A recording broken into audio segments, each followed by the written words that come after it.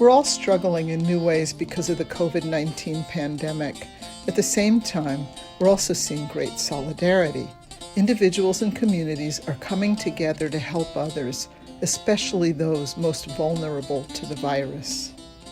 While the pandemic has put a huge strain on health systems around the world, people in North and East Syria, also called Rojava, are at especially high risk from coronavirus. After managing to keep the number of cases low, recently the region has seen a spike in COVID diagnoses.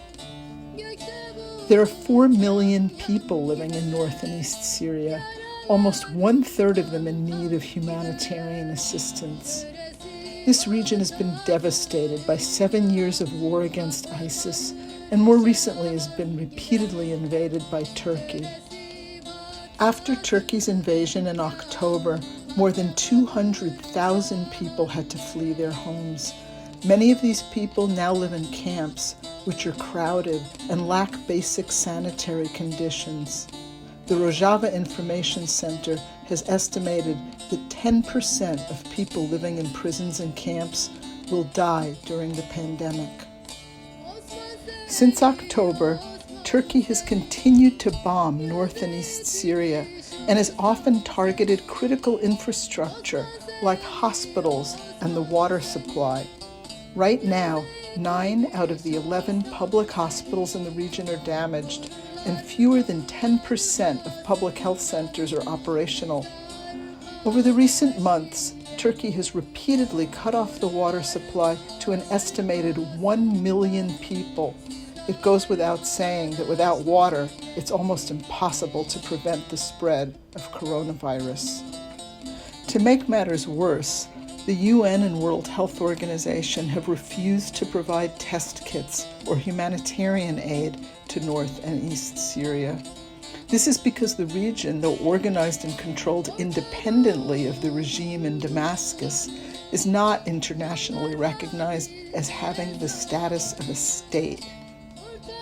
Make no mistake, people living in North and East Syria are not helpless victims. They've fought against ISIS since 2013. They've resisted 2 major invasions from Turkey, and they've created an innovative, autonomous government built on the values of pluralism, direct democracy, social ecology, and women's liberation. But because of Turkey's ongoing attacks and the World Health Organization's refusal to provide test kits or aid, the region is currently largely unable to prevent, diagnose, and treat coronavirus.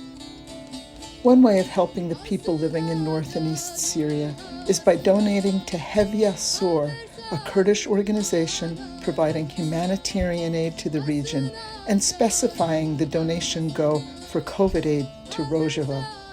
Another way to help is to urge your congressional representatives to demand that Turkey stop its aggression against the region.